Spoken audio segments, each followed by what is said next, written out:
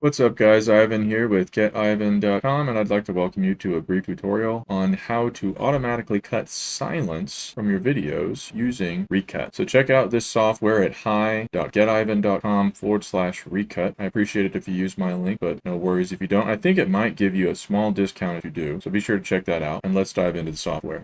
So when you open up the software, it's going to have a prompt for you to basically just drop a video. You can just drag a video from a folder into your window pane here, right? And it automatically loads and detects silence from whatever the last settings were. You can click on the silence tab in the upper right here, and I recommend dialing it up to super and then turning off auto and setting it to 0.005. A lot of video can do pretty well at the setting below super and letting it be auto, but I found that if you go to super and you put it manually at this particular setting, it performs really well for the vast majority of videos out there. And you can see I have a video down here at 50 minutes that these settings was able to cut all this silence down to 32 minutes. That's a pretty good chunk of time, right? So it's the difference between an hour and just about half an hour, right? And that's not even counting like me going in and maybe editing some hms and ahs and blah blah blahs, and which you might want to do depending on what you're trying to do with your video. But for like consults, for example, I love to use this because I can just talk about whatever I want and then use this, and it's a dramatic drop in the time for the client, right? So really fantastic software, and that's it. Like that's all it takes to do what you need to do. When you're ready to export, click on the export button in the upper right, then you can go to audio video and select MP4. Now this will actually take a little bit more time to export it this way. So if you're not in a hurry, this is just a fine way to get this done, right? If you're more familiar with video editing software, then stick around and I'll show you how to do this with DaVinci Resolve. But if you don't want to get into any of these softwares like Final Cut, Adobe Premiere, DaVinci Resolve, then what I just gave you is all you need to know. Tutorial's over.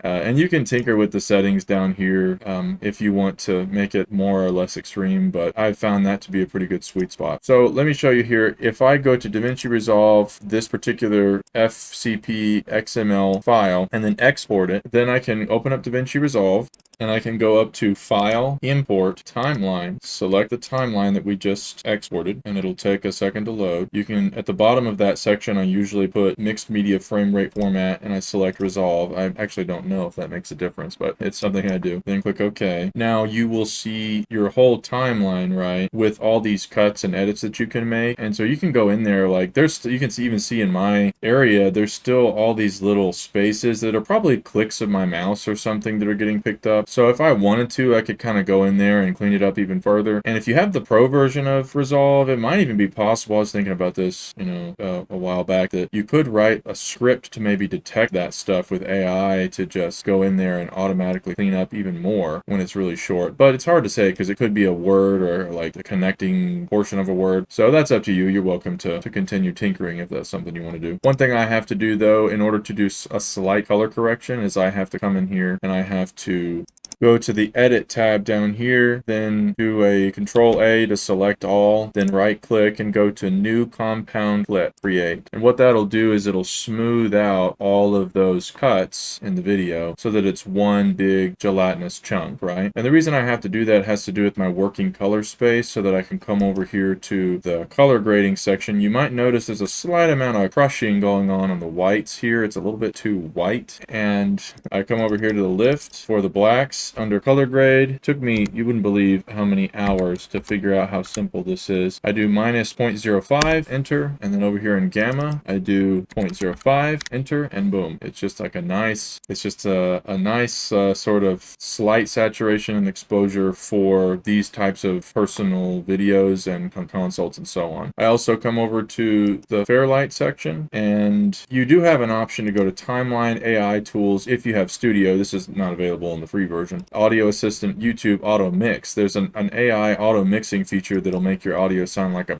really rich podcast. But for my purposes, I found that it's more consistent if I do a basic noise reduction, then select a profile that I've done. You can pause to look at some of my knobs here if you're interested in that. But this is kind of based on my noise profile for my space here, where there's like a fan and maybe the way that the sound operates in this room. So I recommend you kind of do that yourself with noise reduction. And then I usually usually turn this up to like 6 on the this audio 1 channel, and then the bus to 3, and that gives it a nice, I think it's 6 and 3. It might be 6 and 6, but I think it's 6 and 3. I think that's about right. You can tinker with it and do it however you prefer. And then under delivery, I have a preset that looks something like this. You're welcome to pause and look at my settings if this is something that you need to do. And it's important that I do video data level when I'm coming from Recut, because I want it to come from the video, not from the like DaVinci Resolve settings for, you know, full color and stuff like that, because it can cause glitches. So you can kind of look at these settings and imitate some of this stuff. But in my case, for this particular video, I would just do like medium quality with an automated encoding profile and a performance balanced performance preset, because I don't need to be having big, super high quality videos for some of these console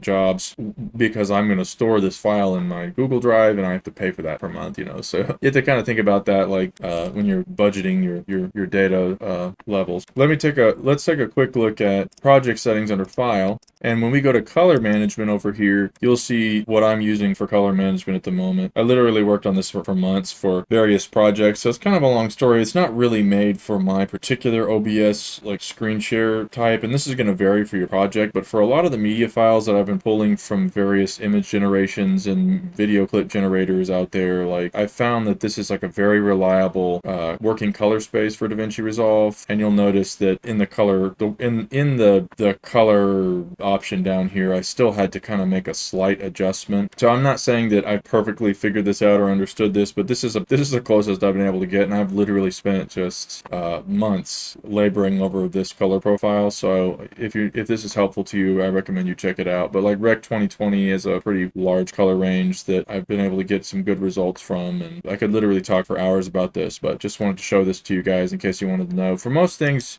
you might be able to just go to DaVinci YRGB and then just have it at like default Rec 709 types of things. And if you're someone who uses a more professional video editing program like that, you know that you're going to have to figure out your own working color space and have a consistent way of handling that. But that's pretty much it. That's how I do it for Recut and the different things that I handle. And once you're ready, you can click the export button down there for add to render queue and render it. The reason it's better to do it in a program like that is because it's a lot faster, and you can sometimes, you know, like modify certain things. Like I like to bump the sound quality up in DaVinci Resolve. But if the file is perfect when you're doing your whatever your video is and you just need the cuts, then it's fine to just allow Recut to export it. But that's pretty much it. If you like Recut, check it out here in this link below. And thanks for watching, guys. God bless you. I wish you well.